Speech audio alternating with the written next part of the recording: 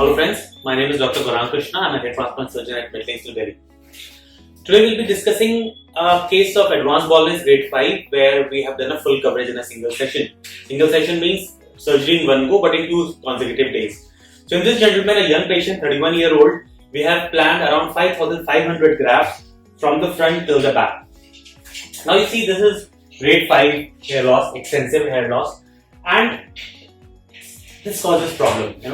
Hair loss after a certain age is fine, but hair loss in a young patient causes considerable distress. Of course, there are people, it's not a disease, so there are many people who are not concerned about their hair loss at all, but majority of our population considers hair loss as a significant barrier, significant hurdle in their overall life. And that's where hair transplant, a well-executed hair transplant comes in. So, in this gentleman, hair loss was a major concern for him, so we planned a hair transplant. So of course, a person's natural hairline is this.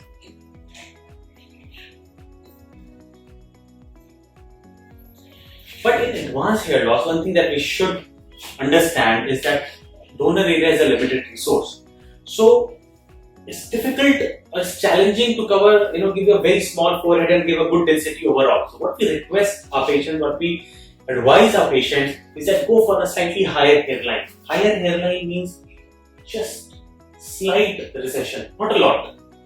And just by doing slight recession, just by lifting the hairline by a centimeter, we save 800 to 1000 grafts. And that's a big number. And these 1000 grafts can be effectively used on the mid areas, the vertex areas for a better density. So that's a smart decision, friends, that instead of going for a very small forehead in advanced grade baldness, just go for a slightly higher hairline. As you will see later, you will not compromise too much with the look, but you will gain a lot on the back areas. We'll see that later. So this is what we planned for this patient. A top view is a better view to explain. Is to go for a slight receded hairline and give a good density in the front. As we have discussed in our previous videos, the front is the first priority. The hairline, that's the make or break of a transplant. Because if you have good hair at the front, even if you have less hair at the back, it's okay, it's manageable. So that's why out of 5500 grafts, 2800 grafts were planned, or let's say the half grafts were planned in just 30% area. Because this is the area where we want to give a better density. Second comes the vertex area, let's call it area V. This is the second priority because the front is visible. When you are interacting with someone, this is what is visible. But when you walk past, then the person sees your vertex. And the vertex baldness is also major picture. It's a major problem in most of our young patients. So that is why this area is given the second priority. So in this patient, we used 1500 grafts for the vertex area. The middle area is given the last priority, and in this case, we used roughly 1200 grafts. So there are 3 equal areas roughly, but the graft number varies significantly because we are giving variable density. Depending on the importance, depending on the aesthetical importance of the area, we are varying our density so that in limited number of hair, we get a good final output. Again, I like to reiterate here that hair transplant is not a hair-to-hair replacement. It's an illusion, it's a trick that is being created on a bald scalp to give that appearance of fullness. Okay?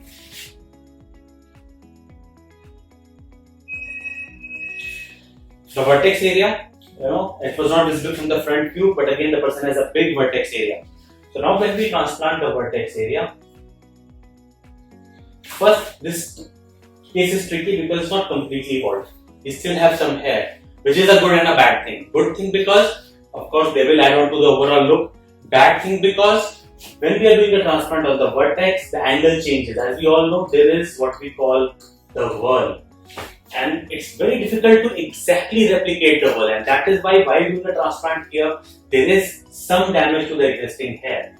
But in expert hands, that damage can be brought to a minimum so that the final outcome is very nice and there's a good change of appearance from this to after the procedure. This is immediately after the transplant. So you see the receded look. If you will see here, this is not a straight line. Zigzagging. So zigzagging is a very important part of your overall hair transplant plan. This helps in making the hairline look very natural and not made up, as we will see in this particular patient. And you see, we have kept a broad forehead. It's a broad forehead. Same thing. We want to use our grafts in a smart way to give a better coverage overall.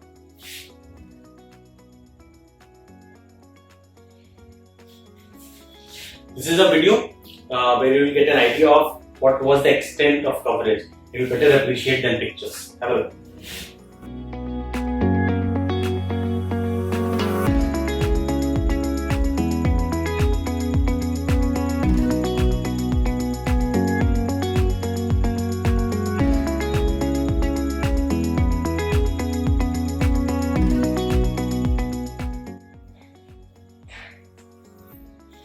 This picture is on his head wash day. This is the 4th day of your hair transplant. This is important because if you see here, the front, which we have discussed, we want to put more hair, is high density clearly when you compare with the middle. So you see the density here and there, or even here and here. There's a clear cut difference because here we have used less hair. Again, sandwiched area which can be managed by combing, so less hair. This picture taken after 3 months. Thank you to the patient for sending us these pictures. The patient is from out of India, so he has not come to the clinic. So this patient has been sent. These pictures have been sent by the patient himself. So after 3 months, already a pattern is forming. A lot of hair have shed, but a lot of hair have not shed also. So after 3 months, most of our patients are not completely bald again. They always are in that uphill course. So you see, the pattern is coming. And even the top view is the real judge of a hair. A front view always, you comb nicely, the front view will always look nice. It's the top view that is the real judge. So this is the area where we give the high density. So we see more hair. This is the area where we put less density, so we are seeing less hair. Picture taken after 6 months. Same t-shirt, but 3-month difference between the two pictures. And you see the difference from the 3rd month to the 6th month.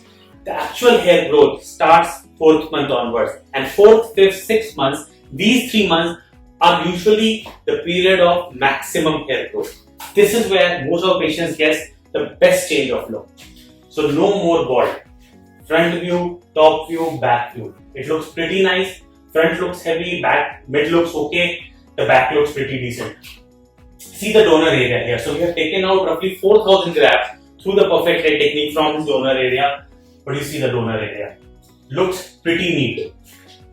And forehead, now see the forehead. It's not looking too broad now. Of course, yes, it may give an appearance of a person who has a broad forehead, but not a person who is losing hair. That's the beauty of a well-executed hair transplant. A picture-to-picture comparison before hair transplant and 6 months after transplant, and you see, don't see this picture. Don't see this picture. Just see that picture, and then it's difficult to say that this person has got any kind of hair transplant procedure. That is because the transplant was well executed. The patient take good care, good diet, use minoxidil lotion to get a fast and a good outcome. Top view, again as I told you, top view is the real judge of a hair transplant. Good density, medium density. Crown view, much better than before. Not very full because of the whirl, because of the combing, but still much better than before. And that is where, and again, if you see here, you see the transplanted hair are also going in certain particular directions. The whirl has to be respected. That makes the crown area transplant a challenging hair transplant to do. But in clinics who have been doing it for a fairly long time and the numbers are there, usually the results are gratifying and satisfying. So thank you very much for your patient viewing. If you have any further comments, if you have any questions, please feel free to ask us and we'll answer each and every question of yours. Thank you so much.